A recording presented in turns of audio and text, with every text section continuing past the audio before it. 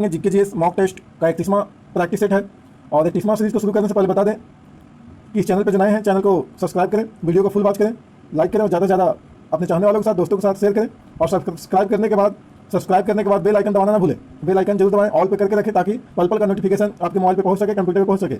और किसी प्रकार का प्रॉब्लम हो तो कमेंट करके जरूर बताएं। और लास्ट में मॉक टेस्ट लगाने के बाद अपने नंबर को जरूर शेयर करें, कितना नंबर आपको आ रहा है, कितना आप सही कर पा रहे हैं, कितना आप गलत कर पा रहे हैं, कमेंट करके जरूर बताएं। चलिए शुरू करते हैं जीके जीएस मॉक टेस्ट का आज 31वां प्रैक्टिस सेट को। आपके स्क्रीन पर दिख रहा होगा। सबसे पहला प्रश्न है, प्रथम अंतरिक्ष यात्री इनमें से कौन है? प्रथम अंतरिक्ष यात्री, सही जवाब होगा option A Yuri Gagarin. Yuri Gagarin जो है वो प्रथम अंतरिक्ष यात्री है। ये सोवियत संघ के हैं। यूरी गागरिन जो है वो सोवियत संघ, जिसका वर्तमान नाम रूस है, यानी रूस के रहने वाले यूरी गागरिन है। जो बोस्टक अंतरिक्ष यान, यूरी गागरिन जो है वो बोस्टक अंतरिक्ष यान के द्वारा सबसे पहले अंतरिक्ष में गए थे। और तारीख की अगर बात करें कि यह कीर्तिमान यूरी गागरिन ने कब स्थापित किया है तो 12 अप्रैल 1961 ईस्वी। 12 अप्रैल 1961 ईस्वी को यूरी गागरिन अंतरिक्ष की यात्रा में जाने वाले, अंतरिक्ष पर यात्रा करने वाले प्रथम अंतरिक्ष यात्री रहे हैं, जिन्होंने 12 अप्रैल 1961 ईस्वी को अंतरिक्ष गए थे। नेक्स्ट प्रश्न नंबर 2 है, प्रथम तेल परिसंस्करण संयंत्र कहाँ स्थापित किया गया था? प्रथम तेल परिसंस्करण संयंत्र कहाँ स्थापित किया गया था? सही जवाब होगा ऑप्शन बी डिगबोई। डिगबोई की बात करें तो यह असम में है। असम में डिगबोई है जहां पहला तेल परिसंस्करण यानी तेल रिफाइनरी कारखाना स्थापित किया गया था। तेल शोधक कारखाना भी कह सकते हैं, ऑयल रिफाइनरी फैक्ट्री भी कह सकते हैं। तो असम में डिगबोई है। चलिए नेक्स्ट प्रश्न नंबर 3, आर्थिक दृष्टि से एक पिछड़े देश की विशेषता नहीं है। आर्थिक दृष्टि से एक पिछड़े देश की विशेषता नहीं है। सही जवाब होगा ऑप्शन डी प्राथमिक क्षेत्र में निम्न श्रम अनुपात। यानी प्राथमिक क्षेत्र में जैसे कृषि हो गया, पशुपालन हो गया, कुक्कुट पालन हो गया, मछली पालन हो गया, ये सारे जो है प्राथमिक क्षेत्र के कार्य हैं। इस क्षेत्र में निम्न श्रम अनुपात, अगर निम्न श्रम अनुपात है तो आर्थिक दृष्टि से एक पिछड़े देश की विशेषता नहीं रहा है।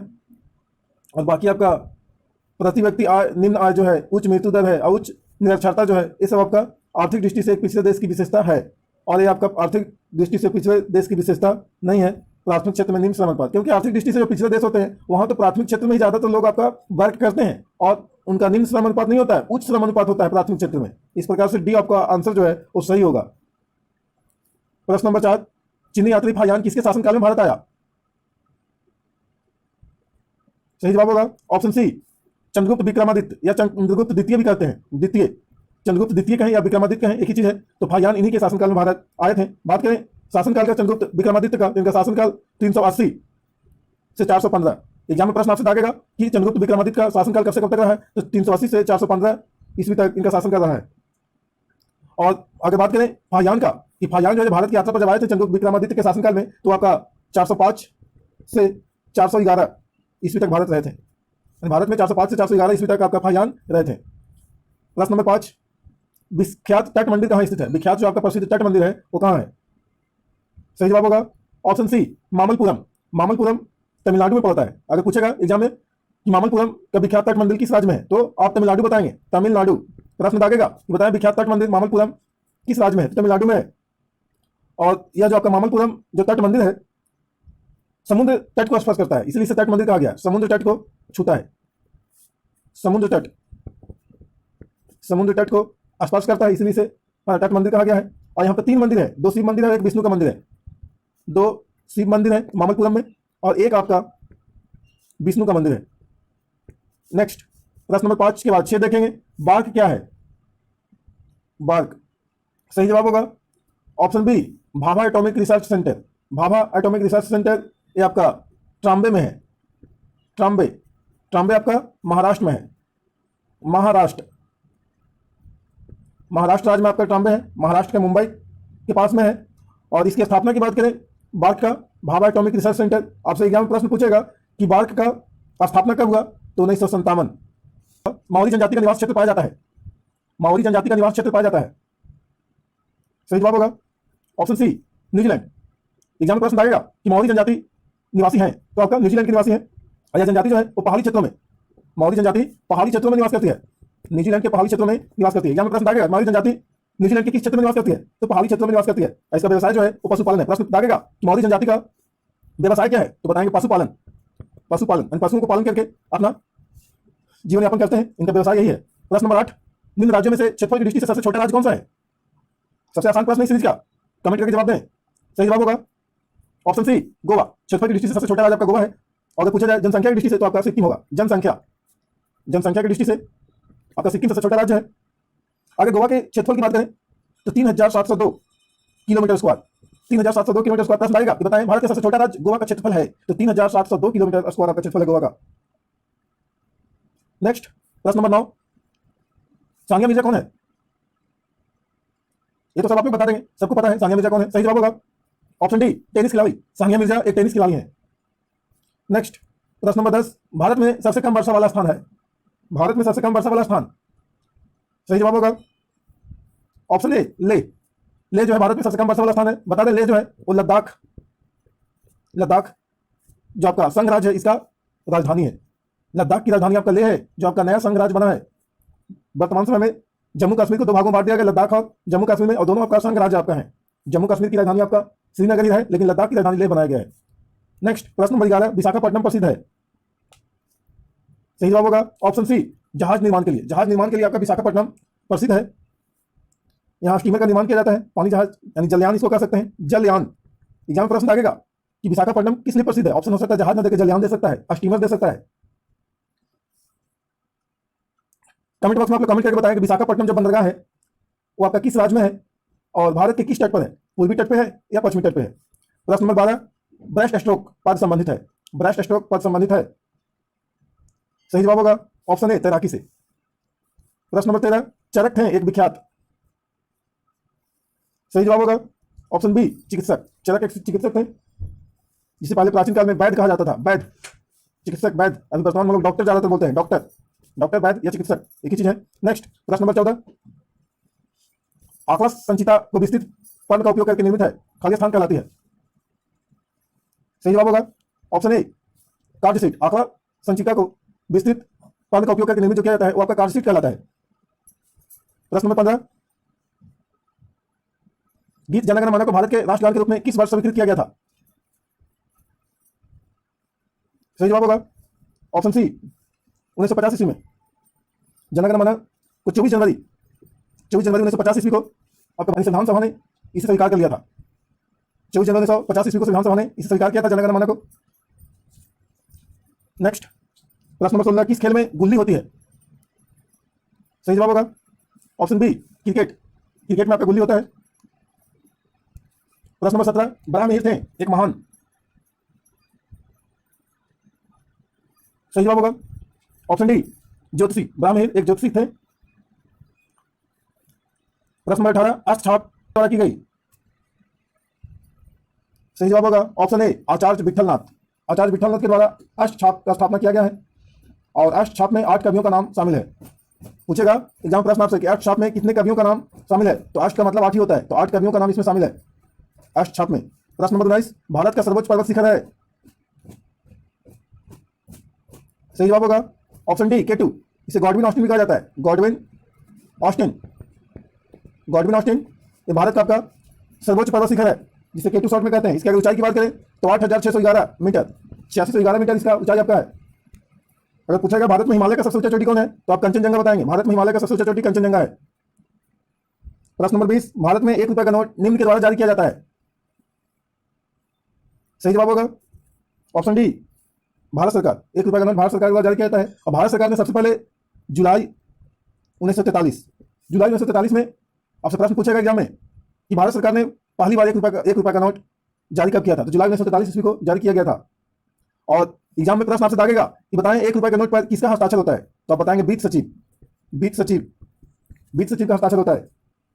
और 1 रुपए के अधिक से जो नोट होता है, 1 रुपए के नोट से अधिक मूल्य के जो नोट होते हैं 2, 5, 10, 20, 50, 100, 200, 500, वो सभी पे आपका सिग्नेचर आरबीआई के गवर्नर का होता है। प्रश्न नंबर 21, राष्ट्रपति के द्वारा राज्यसभा के लिए मनोनीत किए जाने वाले सदस्यों की अधिकतम संख्या है। सही जवाब होगा ऑप्शन डी, 12। राष्ट्रपति आपका राज्यसभा में 12 सदस्यों को नॉमिनेट करते हैं। और बता दें कि अनुच्छेद 80 जो है, इसी 80 के अनुसार राष्ट्रपति के द्वारा राज्यसभा में 12 सदस्यों को मनोनीत करने का अधिकार दिया गया है और राष्ट्रपति राज्यसभा में 12 वैसे सदस्यों को नॉमिनेट करते हैं यानी मनोनीत करते हैं जो साहित्य, कला, विज्ञान, समाज सेवा, अच्छे क्षेत्र आपका है तो साहित्य, कला, विज्ञान, समाज सेवा से जुड़े वैसे व्यक्ति जो अपने क्षेत्रों में अच्छा परफॉर्मेंस करते हैं तो उनके लिए आपका परफॉर्मेंस करने के कारण ही आपका राष्ट्रपति के द्वारा राज्यसभा के सदस्य के रूप में, सांसद के रूप में मनोनीत किया जाता है। खेल आपका कला के अंतर्गत ही आ जाएगा, कला के अंतर्गत आपका खेल आएगा। प्रश्न नंबर 22, पृथ्वी की अपनी कक्षा में गति है, पृथ्वी जो है अपनी कक्षा में गति करती है किस दिशा से किस दिशा की ओर? सही जवाब होगा ऑप्शन ए, पश्चिम से पूरब। पृथ्वी अपनी कक्षा में पश्चिम से पूरब की ओर गति करती है। प्रश्न नंबर 23, सर सीवी रमन को उनके खाली स्थान पर कार्य करने के लिए नोबेल पुरस्कार मिला था। सही जवाब होगा ऑप्शन बी, प्रकाश के प्रकीर्णन के अध्ययन। प्रश्न नंबर 24, प्रकाश के लिए निम्नलिखित कथनों में से कौन सा गलत है? सही जवाब होगा ऑप्शन सी, वह निर्वात में से नहीं गुजर सकता है। बाकी आपका सारा ऑप्शन सही है। वह ध्वनि की गति से अधिक तीव्रता से गति से चलता है, वह निर्वात में से गुजर सकता है। ये आपका सही है दोनों, सिर्फ आपका सी गलत है। प्रश्न नंबर 25, भोजन का पाचन निम्न अंग में प्रारंभ होता है। सही जवाब होगा ऑप्शन ए, मुंह, यानी मुख हुआ भी कह सकते हैं, मुंह को मुंह या मुख हुआ या मौत कहें तो भोजन के पाचन की शुरुआत मुंह से आपका शुरू हो जाता है। मुंह में जो स्थित दांत होते हैं वो दांत क्या करता है, भोजन को छोटे छोटे टुकड़ों में तोड़ देता है चबा करके, जिससे पाचन, उसमें पाचक एंजाइम जो होते हैं उस पर क्रिया कर सके। तो पाचक एंजाइम क्रिया कर सके इसके लेकर के आपका दांत उसको छोटे छोटे टुकड़ों में तोड़ देता है। प्रश्न नंबर 26, घरों में लगे बिजली के मीटर विद्युत के व्यय को रिकॉर्ड करते हैं। सही जवाब होगा ऑप्शन सी, KWH यूनिटों में, किलोवाट आवर। KWH की बात करें फुल फॉर्म का तो किलोवाट आवर, किलोवाट आवर यानी घंटा, किलोवाट घंटा में आपका बिजली का मीटर यूनिट को रिकॉर्ड करता है। कितना यूनिट आपका बिजली खर्च हुआ है वो किलोवाट घंटा में रिकॉर्ड करता है। प्रश्न नंबर 27, वायु को प्रदूषित नहीं करती है। सही जवाब होगा option A, carbon dioxide. Carbon dioxide वायु को प्रदूषित नहीं करती। बाकी आपका monoxide, nitrogen dioxide, sulphur dioxide, ये सारे आपका वायु को प्रदूषित करता है, लेकिन कार्बन डाइऑक्साइड यानी CO2 प्रदूषित नहीं करता। क्योंकि आप जानते हैं कि पेड़ पौधे जो है, हरे पेड़ पौधे, वो CO2 को ही अवशोषित करते हैं और ये जरूरी है CO2 पेड़ पौधों के लिए। प्रश्न नंबर 28, मानव शरीर के रक्त में से अशुद्धियों को छानकर अलग करता है। सही जवाब होगा ऑप्शन सी, गुर्दा। गुर्दा को किडनी कहेंगे, किडनी कह सकते हैं और इसे ब्रिक भी कहते हैं। तो मानव शरीर के रक्त में से अशुद्धियों को छानकर अलग आपका किडनी करता है। अल्ट्राफिल्ट्रेशन करता है, यानी कि जो ब्लड में जो हानिकारक पदार्थ जो शामिल होते हैं उसे छान करके आपका मूत्र में मिलाने का काम करता है, यूरिया अमोनिया वगैरह को। प्रश्न नंबर 29, इंद्रधनुष कितने रंग दिखाता है? सही जवाब होगा ऑप्शन ए, 7 रंग। प्रश्न नंबर 30, मीटेरियोलॉजी अध्ययन है। सही जवाब होगा ऑप्शन सी, मौसम का, मौसम के विज्ञान के अध्ययन को आपका मीटेरियोलॉजी कहा जाता है। प्रश्न नंबर 31, एक फ्यूज तार का उपयोग खाली स्थान के लिए होता है। सही जवाब होगा ऑप्शन बी, अत्यधिक धारा प्रवाह के समय विद्युत परिपथ को तोड़ने के लिए। जो आपका हाई वोल्टेज के साथ आपका सर्किट में यानी परिपथ में धारा जब आता है तो फ्यूज तार क्या करता है, अपने फ्यूज को आपका तोड़ देता है यानी जला देता है, जिससे आपका परिपथ टूट जाता है और परिपथ से जुड़े हुए विद्युत सर्किट से जुड़े हुए अन्य जो आपका मशीनरी होते हैं घरों में, टीवी, पंखा, कूलर जो भी आपका है वो सारे आपका बच जाते हैं, सुरक्षित नुकसान नहीं होता है। प्रश्न नंबर 32, पित्त साबित होता है। सही जवाब होगा ऑप्शन डी, लीवर से। लीवर यानी यकृत, लीवर को यकृत या कलेजी या जिगर भी कहा जाता है। इसी से आपका पित्त स्रावित होता है। पित्त का रंग आपका हरा होता है और ये आपका पित्ताशय में जमा होता है। पूछेगा एग्जाम में प्रश्न कि बताएं, है ना, यकृत के द्वारा स्रावित पित्त कहाँ जमा होता है? तो पित्ताशय में, जमा आपका पित्ताशय में होता है। और आपका पित्त का कार्य क्या है? भोजन की अम्लीयता को क्षारीयता में बदल देता है, यानी भोजन की अम्लीयता को खत्म करके यानी उसको अम्लीयता को खत्म करता है और क्षार में उसको कन्वर्ट कर देता है पित्त, यानी पित्त रस। प्रश्न नंबर 33, इलेक्ट्रॉन के खोजकर्ता थे। सही जवाब होगा option A, J Thomson. J Thomson जो है इलेक्ट्रॉन के खोजकर्ता हैं। एक सेटिंग की बातें करें, सेटिंग है ईट पर नाच, जिसमें ई का मतलब इलेक्ट्रॉन होता है और टा का मतलब थॉमसन, यानी इलेक्ट्रॉन का खोजकर्ता जो है, इलेक्ट्रॉन समझेंगे, इलेक्ट्रॉन का थॉमसन यानी थॉमसन, थॉमसन। पा का मतलब प्रोटॉन और रा का मतलब रदरफोर्ड, यानी प्रोटॉन का खोजकर्ता रदरफोर्ड है। उसी प्रकार से आपका ना से न्यूट्रॉन समझेंगे, ना से न्यूट्रॉन, और न्यूट्रॉन का खोजकर्ता जो है चार से चैडविक, चैडविक समझेंगे, यानी कि न्यूट्रॉन का खोजकर्ता चैडविक है, प्रोटॉन का रदरफोर्ड और इलेक्ट्रॉन का थॉमसन एंड थॉमसन। नंबर 34, निम्नलिखित में से राज्य कार्य कौन सा है? निम्नलिखित में से राज्य कार्य कौन सा है? सही जवाब होगा ऑप्शन डी, संपत्ति कर। ये राज्य कर है, यानी राज्य के द्वारा लगाया गया कर है, राज्य सरकार के द्वारा। 23, जनसांख्यिकी संक्रमण के सिद्धांत में भारत को कहां रखा जा सकता है? सही जवाब होगा ऑप्शन बी, दूसरा चरण, उच्च जन्म दर व गिरती मृत्यु दर। प्रश्न नंबर 36, अरब सागर में स्थित भारतीय द्वीपों की सर्वाधिक महत्वपूर्ण विशिष्टता क्या है? सही जवाब होगा ऑप्शन बी, वे सभी प्रवाल उद्गम के हैं। जो भारतीय द्वीप जो है अरब सागर में स्थित, वे सभी द्वीप प्रवाल उद्गम के यानी प्रवाल भित्ति से उसका निर्माण हुआ है, यानी कोरल से निर्माण हुआ है। प्रवाल यानी कोरल एक प्रकार का समुद्री जंतु है, इसी से आपका निर्मित आपका अरब सागर के भारतीय द्वीप है, लक्षद्वीप वगैरह। प्रश्न नंबर 37, आधुनिक एंटीसेप्टिक सर्जरी का जनक कौन है? सही जवाब होगा option A, Joseph Lister. Joseph Lister जो है आधुनिक एंटीसेप्टिक सर्जरी का जनक है। प्रश्न नंबर 38, निम्नांकित सूची 1 को सूची 2 से मिलाइए और उस विकल्प का चयन करो जो सम्मिलित हो। पहले मिलाना है सूची 1 को सूची 2 से, उसके बाद कूट का प्रयोग करके आपको जवाब देना है। तो मिला लें। सूची 1 में आपका भारत के मुख्य न्यायाधीश है, नदियों को आपस में जोड़ने वाले कार्य दल के अध्यक्ष हैं, भारत के नियंत्रक लेखा परीक्षक हैं और राष्ट्रीय अल्पसंख्यक आयोग के अध्यक्ष हैं। सूची 2 में आपका पीसी होता है, बीएन खरे हैं, सुरेश प्रभु है और तरलोचन सिंह है। ध्यान से ऑप्शन को देखें, मिलान करें और कूट का प्रयोग करके जवाब दें। वीडियो को पॉज करके देख सकते हैं। पांचवा भी आपका है, यूपीएससी के अध्यक्ष बीएन कौल। सही जवाब होगा ऑप्शन सी। वीडियो को पॉज करके आप देख लेंगे, सही से मिला लेंगे। प्रश्न नंबर 39, निम्नांकित में से किस लेखक ने महात्मा गांधी के विचारों पर गहरा प्रभाव नहीं डाला है? सही जवाब होगा ऑप्शन डी, मार्क्स। इन्होंने आपका महात्मा गांधी के विचारों पर गहरा प्रभाव नहीं डाला है, बाकी आपका टॉलस्टॉय, रस्किन और थोलेवी, ये सारे आपका महात्मा गांधी के विचारों पर प्रभाव डाले हैं, यानी कि इन सभी का प्रभाव महात्मा गांधी के विचारों पर पड़ा है। इन्हीं के विचारों से आपका महात्मा गांधी आगे बढ़े हैं। प्रश्न नंबर 40, इसमें आपका मिलान करने वाला है, सूची 1 सूची 2 को मिलाइए। सही जवाब होगा, वीडियो को पॉज करके देख लेंगे। ऑप्शन ए का 3 यानी रिक्टर स्केल जो है भूकंपीय तीव्रता से संबंधित है। बी का 4 डिफॉल्ट स्केल जो है हवा की गति से संबंधित है। सी का 2 केल्विन स्केल जो है वो परम ताप से संबंधित है और आपका मिली बार स्केल जो है वो दाब से संबंधित है। प्रश्न नंबर 41, गरजने वाला चालीसा रोलिंग फोर्टिज क्या है? सही जवाब होगा ऑप्शन सी, पछुआ पवन यानी पछुआ हवा जो है वो गरजने वाला चालीसा है। प्रश्न नंबर 42, वर्ष 1934 में भारत के लिए नियोजित अर्थव्यवस्था किसने लिखी थी?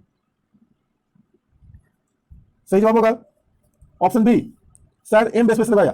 सर एम विश्वेश्वरैया जो है 1934 में भारत के लिए नियोजित अर्थव्यवस्था लिखी थी। प्रश्न नंबर 43, ऑपरेशन कुटीर ज्योति किससे संबंधित है? सही जवाब होगा ऑप्शन ए। ऑप्शन ए, ग्रामीण विद्युतीकरण ऑपरेशन कुटीर ज्योति योजना से संबंधित है। प्रश्न नंबर 44, पुरी उड़ीसा के पुरी स्थित विश्व प्रसिद्ध जगन्नाथ मंदिर का निर्माण जो है किस वंश के शासकों ने करवाया है? सही जवाब होगा ऑप्शन डी, गंग।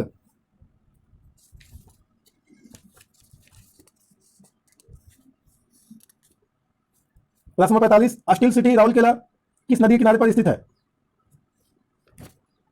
सही जवाब होगा ऑप्शन बी, ब्राह्मणी नदी के किनारे। ब्राह्मणी नदी के किनारे आपका राउरकेला स्थित है। बता दें कि राउरकेला जो स्टील सिटी है वो जर्मनी के सहयोग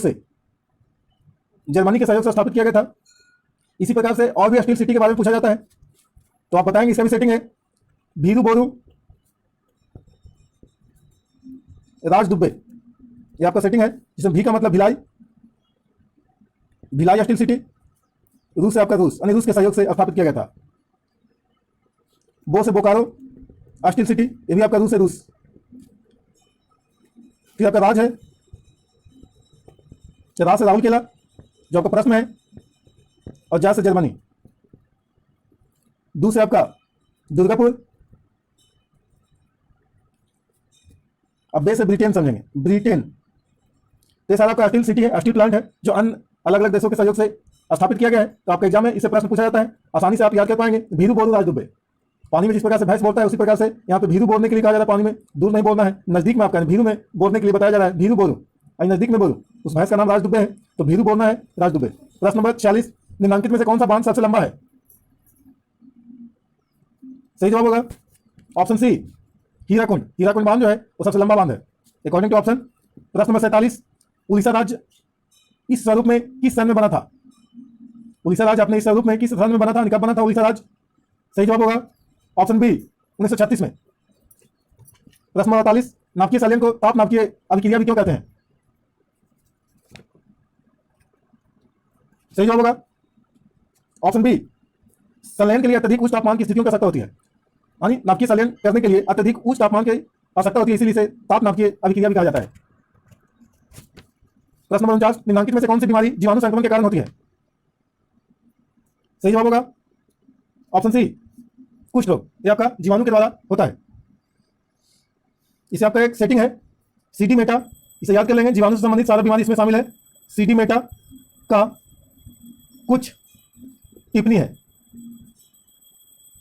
सारा बीमारी इसमें शामिल है। सी से आपका सिफिलिस, डी से डिप्थीरिया, में से में आपका यहाँ पे साइलेंट होगा, में से कुछ नहीं होगा। टा से टाइफाइड होगा, का से कालाजार होगा, कु से कुछ रोग, छा से क्षय रोग यानी टीबी, टी से आपका टिटनेस होगा, पा से प्लेग होगा, नी से निमोनिया और से हैजा। ये सारे आपका बीमारी है। सीडी मेटा का कुछ टिप्पणी है, ध्यान से सुनकर लिख सकते हैं। सिफिलिस, डिप्थीरिया में आपका साइलेंट है। टा से आपका टाइफाइड, का से कालाजार, कु से कुछ रोग, छा से क्षय रोग यानी टीबी, यचमा भी कहा जाता है टीबी को। टी से टिटनेस, पा से प्लेग, नी से निमोनिया और से हैजा। ये सारी बीमारी है। प्रश्न नंबर 50, भारतीय मुद्रा कहाँ विधिक रूप से मान्य है? ये आपका लास्ट प्रश्न है इस सीरीज का। सही जवाब होगा ऑप्शन डी, नेपाल। भारतीय मुद्रा नेपाल में आपका विधिक रूप से मान्य है।